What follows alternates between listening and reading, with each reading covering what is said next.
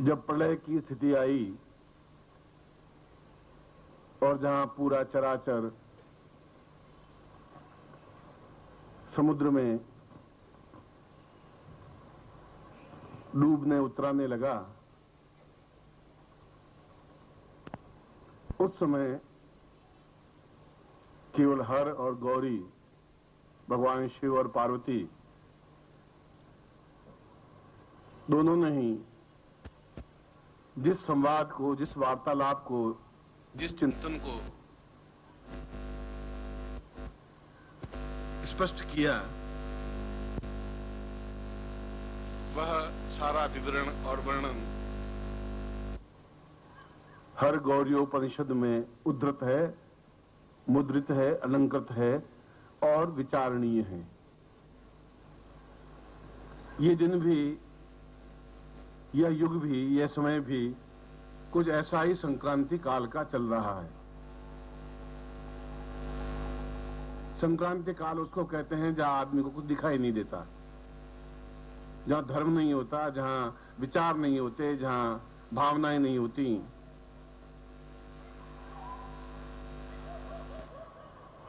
उस समय एक प्रलय की स्थिति आती है। प्रलय का मतलब ये नहीं होता है कि सब कुछ डूब जाता है। प्रलय का मतलब होता है कि हमारा सारा चिंतन, हमारी सारी विचारधाराएं, हमारे सारे कर्णधार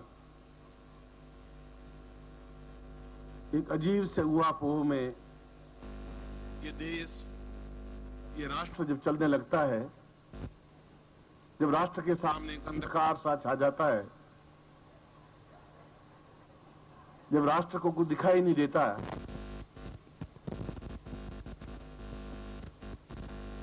किधर जाना है, क्या करना है, वह समय प्रलय काल का कहलाता है। उसको प्रलय काल कहते हैं। और ऐसे समय में जो वर्तमान समय है, जो क्षण है, जो आपने पढ़ा और देखा होगा, सुना होगा, यदि आप सजग हैं, तो यह राष्ट्र, ये आर्यावर्त धीरे धीरे अंधकार की ओर बढ़ रहा है। और जब अंधकार की ओर बढ़ रहा है, तब इससे भी पहले 24 बार कुछ ऐसे सूर्य, कुछ ऐसे ज्योत्स्ना बिंदु, कुछ ऐसे विचारशील व्यक्तित्व जिनके अंदर एक ज्वाला, एक आग, एक तड़फ, एक बेचैनी, एक चिंतन रहा, उनको गण कहा गया।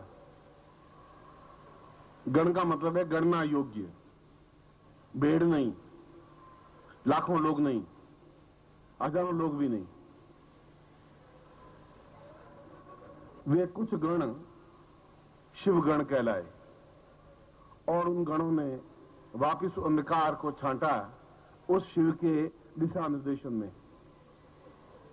शिव ने बताया कि आर्यावर्त डूब नहीं सकता, समाप्त नहीं हो सकता, क्योंकि इस राष्ट्र को इन आर्यों ने अपने खून से सींचा है। खून का एक एक कतरा, पसीने का एक एक बिंदु बहा है। और अगर ये राष्ट्र ही दिशा शून्य हो गया, विचार शून्य हो गया, तो फिर इस जीवन का कोई अर्थ नहीं है, फिर इस शिव का कोई अर्थ नहीं है, फिर इस पार्वती गौरी का कोई अर्थ नहीं है, फिर इन गणों का कोई अर्थ नहीं है। और आप भी पिछले 15 साल से 20 साल से गणों के रूप में पूरे भारतवर्ष में फैले हुए हैं, जो लाखों के रूप में भले ही नहीं हो, वह सैकड़ों हजारों के रूप में है। और मुझे विश्वास है कि आपके द्वारा यह राष्ट्र प्रलय में डूब नहीं सकता, इसका मुझे पूरा चिंतन है, पूरी विचारधारा है।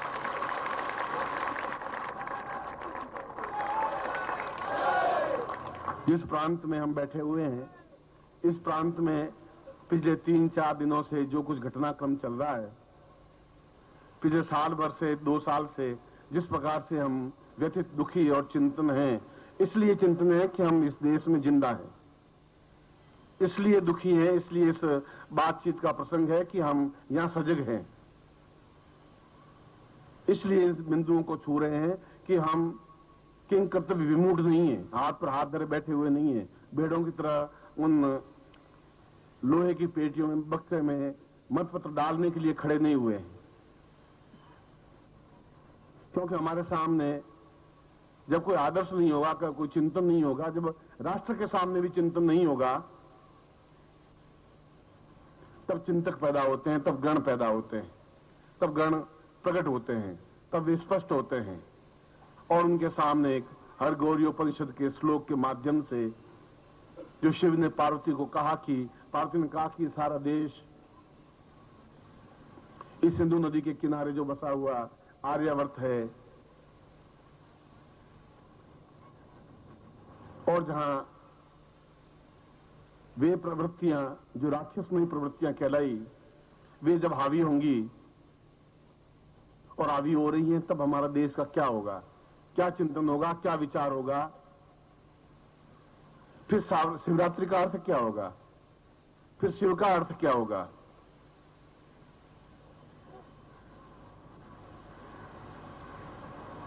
यह ऐसा ही संक्रांति काल है, और मैं ज्योतिष के माध्यम से संक्रांति काल को पिछले 5, 7, 10 वर्षों से देख रहा था। और हर बार जब आप मिले, तब हर बार मैंने आपको कहा कि आने वाला समय आपका है, इसलिए आपका है कि आपकी जरूरत पड़ेगी इस देश को, मुझको, अपने आप को, और इस आर्य को, और इस आर्यावर्त को। इसलिए मैंने आपको गणों के रूप में तैयार किया, अपने खून से, अपने पसीने से, अपने परिश्रम से, अपने विचारों से, अपनी भावनाओं से। भेड़ों की तरह तैयार नहीं किया कि आप एकदम से भेड़ों के झुंड की तरह बढ़े, आप में विचार धारणा ही नहीं बने, ऐसा आपको तैयार नहीं किया। आपको चिंतक बनाया, आपको साधनाएं दी, आपको दीक्षाएं दी, आपको इस योग्य बनाया कि आप निडर और निष्पक्ष मजबूत पैरों के साथ खड़े होकर के प्रलय का सामना कर सकें, और इस प्रलय से जूझते हुए देश को वापस ऊंचा उठा सकें। यह बहुत बड़ा योगदान होगा आपका इस राष्ट्र के प्रति।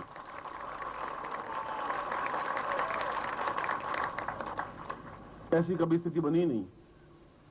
मैं तो पिछले 60 वर्षों में भी ऐसी स्थिति नहीं देखी कि जहां एक ही कुर्सी और एक कुर्सी के लिए 2 मुख्यमंत्री झपट रहे हो। ऐसी स्थिति मैंने नहीं देखी। इस देश को गुलामी के रूप में भी देखा, अंग्रेजों के अत्याचार भी देखे, 42 के आंदोलन को भी देखा, जहां आजादी शब्द कहने पर गोली मार दी जाती थी, उस समय को भी देखा, और भारतवर्ष के टुकड़े टुकड़े होते हुए भी देखा। और यह भी देखा कि महाभारत काल में और महाभारत काल के बाद हूण, शक, यवन, तुर्क, राजपूत और अंग्रेज, इतनी जातियों ने राज्य किया। और महाभारत काल से लगा करके सन 47 तक जितने लोग नहीं मरे, जितना खून नहीं खत्म हुआ, उतना केवल अगस्त और सितंबर 2 महीनों में सन 47 में समाप्त हो गया। ये हमने देखा, ये हमने आजादी में अपनी आंखों से इसको, उस धारणाओं को भी देखा कि इतने लाखों लोग मर गए बेमौत, जिनकी कोई गलती नहीं थी। और ये पैर जो मैं आपके सामने बैठा हूं, जब मैं गलियों से चलता था तो मेरा पैर किसी के हाथ पे पड़ रहा था, किसी के सिर पे पड़ रहा था, किसी के गोद में पड़ रहा था, और मरी हुई लाशों के बीच में से चल करके मेरा वहां निकला।